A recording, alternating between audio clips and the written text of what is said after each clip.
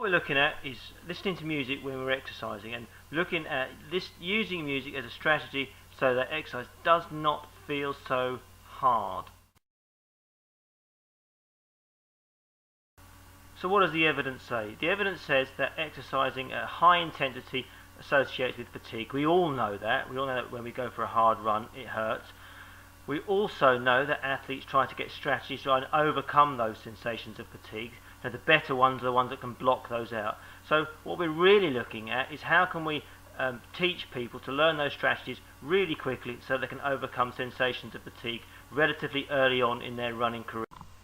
So let's look at the thoughts and feelings that help performance. On one side we've got feelings, excited, happy, lively. This could be nervous. Some of those unpleasant ones can really energize you. Thoughts, I'll work harder, or tactical thoughts and technical thoughts, I'll shorten my stride or catch the person in front of me or use the person in front of me as a pacer. And that can tend to lead to performing well and achieving your goals, providing your goals are not overly difficult. What about the ones that hinder performance? Well, those feelings tend to feel like they're miserable, feeling extremely tired, anxious, angry. The thoughts are things like it's pointless, if I go any slower I'll stop, I'm letting myself down, letting my team down, people are laughing at me on the side. Some really, really unpleasant thoughts that can go through someone's mind coupled with those emotions. It can be a really negative place.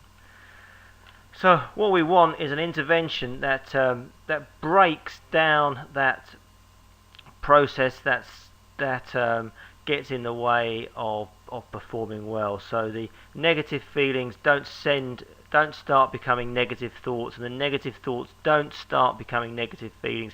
So we get into interpreting those feelings positively.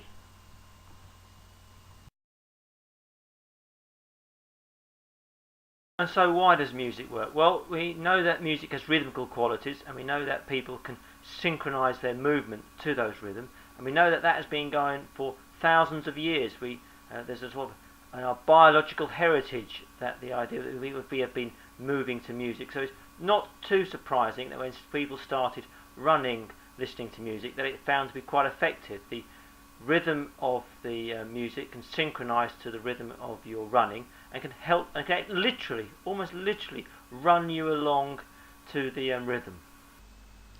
So let's look at our case study. We have a male participant with a significant experience of competing in endurance sport. He's been doing reasonably well quite recently and been an age group winner. So we wanted to improve his performance, and music was the intervention strategy that we used. We used self-selected music within training and in competition, and the idea, he went through his playlist to pick the music that he found motivating and then linked that music with the desired race pace. We monitored mood in training and did a training diary so he knew what was going on, and we assessed heart rate and some emotional responses and mood responses to running in performance and in training. So what was found?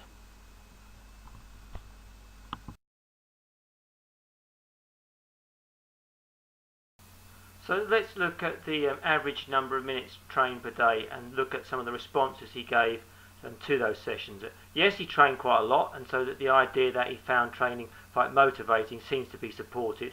He reported that his training went really well and he could increase pace in line with the music. So the idea of matching the music to the intended running speed seemed to work, and he did reasonably well in some races, coming third in an age group competition, and importantly the music that he wanted to inspire him or motivate him during the hard stage of the final part of a race appeared to work. So there's from his perception a really good link between using the music and training and racing hard.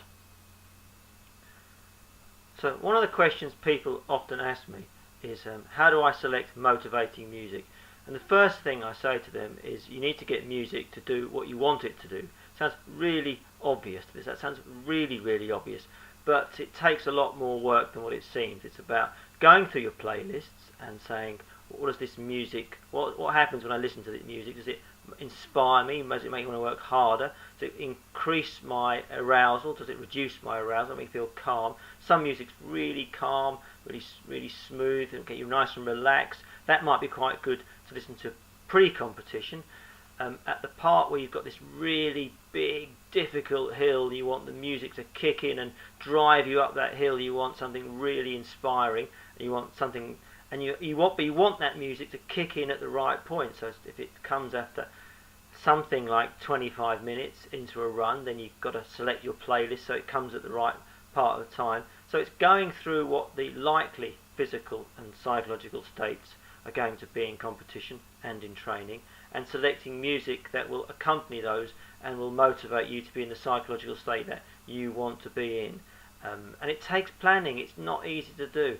The other part to that is that people have very different music tastes, and so the idea that you listen to my type of music, which will be based on the music when I was growing up in the late 1970s and early 1980s, would be very different to say someone who's a teenager in their 20s, listen to different sorts of music and so on, and people have preferences for those for music in their formative years, and that'll stick with them. It's not the only thing they like, but it's don't try and change someone's music tastes. So let's look at the music selection for a 40-minute race. So we've got the warm-up bit right at the start with some sort of reasonably high-tempo motivating music as defined by the athlete himself. Then it slows down a bit where we do some stretching, and then the race starts. And then you've got the starting part of the race. We picked a Black Sabbath song, which some people might not be everyone's favourite music, but the idea for that is that it wasn't super fast, so it didn't get him racing off very quickly, and had a rhythm that reminded him to find a certain speed, and that was really important. So that acted as a reminder to find that pace, find that rhythm. The tempo then stays in the sort of mid-range. So the message is saying to him, don't try too hard too early. And then in the final part of the run, the message is saying, really push yourself as hard as possible. And what we'll see from the next slide is how that relates to heart rate, where in the final stages of the race, heart rate really does go up very high, and that corresponds with listening to that motivating music. What he said at the end of it is that music really helped to put a push through the pain barrier that was coming with a very high heart rate.